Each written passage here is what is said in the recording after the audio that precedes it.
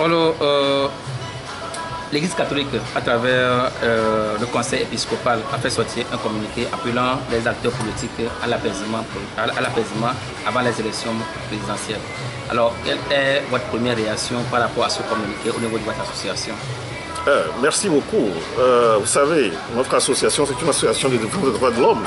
Et aujourd'hui, nous sommes vraiment surpris au communiqué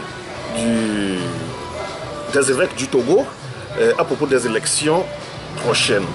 Vous savez, nous accusons toujours, nous interpellons toujours les hommes d'église à propos de ce qui se passe dans notre pays. Aujourd'hui, les évêques viennent de dire que ils ne comprennent pas pourquoi le gouvernement ou les hommes politiques ne prennent pas en considération leur appel. Ce qui est un peu étonnant, c'est qu'un homme de Dieu, dans tous les pays, est considéré. Nous avons vu le rôle que les évêques ont joué au Burkina ou au Congo démocratique ou dans les autres pays comme le Bénin, Monseigneur de Souza. Mais aujourd'hui, c'est comme les hommes d'église du Togo jouent à un jeu que le peuple ne comprenne pas. C'est comme ils sont plutôt du côté du pouvoir. C'est ça. Et évidemment, c'est ce qui se passe. Ils disent qu'ils ont dit qu'ils ont parlé ou bien qu'ils interpellent les hommes politiques. C'est à Fort Gnassingbé que ces gens-là doivent s'adresser. Parce que c'est Fort Gnassingbé qui organise les élections. La CENI, c'est qui? La CENI, c'est Fort Gnassingbé. La Cour constitutionnelle, c'est Fort Gnassingbé. L'administration, c'est Fort Gnassingbé. Mais dire aujourd'hui qu'ils vont organiser quelques jours, 2 jours de prière, comme l'a demandé le pape, c'est Jean-Paul II, Jean-Paul III, je ne sais même pas. Mais tout ça là, ce n'est pas normal, c'est la fuite en avant. Ils fuient leurs responsabilités. Nous sommes contre leur comportement, notre association est contre eux et les interpelle encore une fois de revoir leur comportement. Et selon vous, qu'est-ce que les évêques doivent faire exactement? Que leur reprochez-vous? Les évêques, vous savez, même Jésus-Christ dans la Bible, arrivé un moment, quand Jésus-Christ était énervé, il a cassé les choses dans les synagogues. Mais pourquoi? Qu'est-ce que les évêques attendent dans ce pays? Les évêques peuvent directement interpeller Fort Gnassingbé que ça suffit. Ton père a fait 38 ans, tu as fait déjà 10 ans. Pourquoi veux-tu encore continuer? Au lieu de jouer toute fête ou bien à l'hypocrisie. Ce n'est pas normal. Il faut qu'il interpelle Fort Gnassingbé directement et lui dire que ça suffit comme ça, qu'on ne veut plus des violences politiques dans le pays. Et pourtant, la constitution actuelle lui permet de briguer encore... Mais je ne sais pas pourquoi vous, les journalistes, vous parlez de cette constitution quand vous savez très bien que c'est une constitution tripatouillée. Ce n'est pas une constitution qui est émanée d'une vote populaire. C'est la constitution qui est émanée d'une vote populaire, qui a été, comment dirais-je, tripatouillée en 2002. Donc nous ne sommes pas d'accord avec cette constitution. Aujourd'hui, vous faites partie d'un regroupement de la société civile et des partis politiques nommés Tchobo. Et votre lutte, c'est pour que les réformes aient lieu avant les élections présidentielles. Alors, dites-nous, quelles sont vos actions au niveau de ce regroupement? Oui, merci beaucoup. Vous savez, nous ne voulons plus que le Togo soit comme le Togo de 5 à 10 ans que nous avions. Il faut que les Togolais, le peuple togolais, la jeunesse soit conscientisée. Et c'est ça qui va créer le problème à Fort Gnassingbé et sa minorité qui pille ce pays. Parce que nous, on ne va plus leur donner la chance. On va continuer la conscientisation de notre peuple, de notre jeunesse. C'est comme ça. Donc, ce que nous voulons dire, c'est que nous allons tout faire pour dire au peuple que ça ne va pas. Il faut qu'on bloque cette élection par tous les moyens nécessaires. C'est très important pour nous. Et je crois que nous cherchons aussi les moyens pour concrétiser ce que nous voulons, notre volonté, la volonté du peuple. CAP 2015 n'est pas du tout d'accord avec votre position. Hier c'était votre ami, aujourd'hui c'était votre adversaire, si on voulait le dire.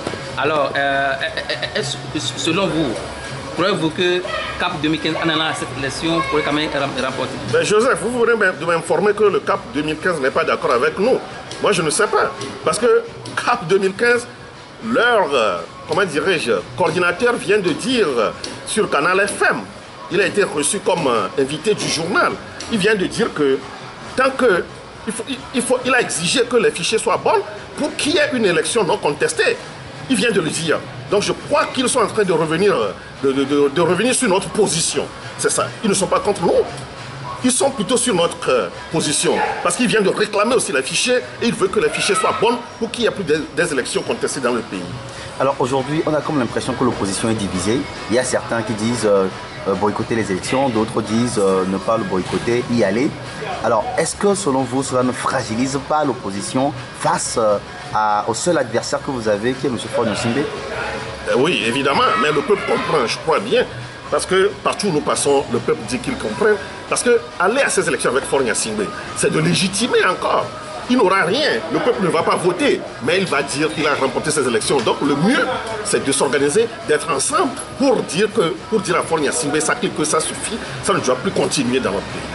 Est-ce que vous croyez toujours à l'union de l'opposition? Je suis optimiste. Moi, quant à ce qui concerne l'intérêt général, l'intérêt de notre population, j'ai été toujours optimiste. Vous avez sillonné toujours la région maritime en appelant les jeunes à se mobiliser contre du moins contre les élections à venir.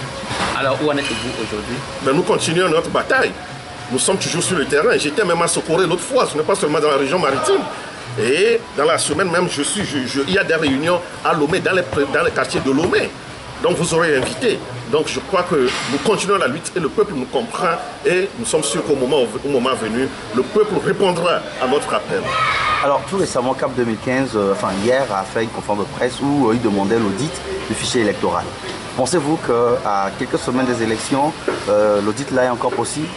Pourquoi pas? Mais comme je viens de le dire, comme l'a demandé, l'a dit le coordinateur du CAP 2015, s'il y a la volonté pour qu'il y ait une élection libre, crédible, équitable et transparente, faire l'audit n'est pas un problème. On va le faire à n'importe quel moment.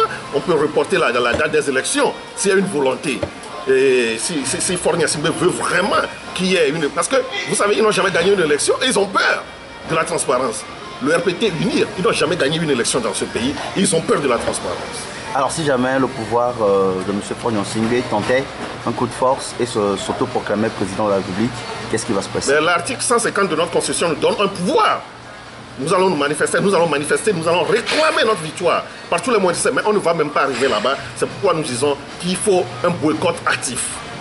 Alors comment préparez-vous votre marche, votre appel à la population les 12 et les 13 mars à venir? Nous avons des activités. Nous avons projeté des activités. Il y aura beaucoup de choses. Vous aurez le calendrier au moment opportun. Êtes-vous sûr que la population pourrait sortir? La population nous réclame déjà. On est même débordé. C'est ça. Alors, honorable, croyez-vous sincèrement à l'alternance, au changement? Écoutez, si tu es un homme politique, si tu es de l'opposition, la chose la plus simple dans un pays pour son développement, c'est l'alternance politique. C'est le changement dans le pays. C'est comme ça. Sans l'alternance, nous ne pouvons jamais parler du développement. Merci beaucoup, honorable. Je vous remercie.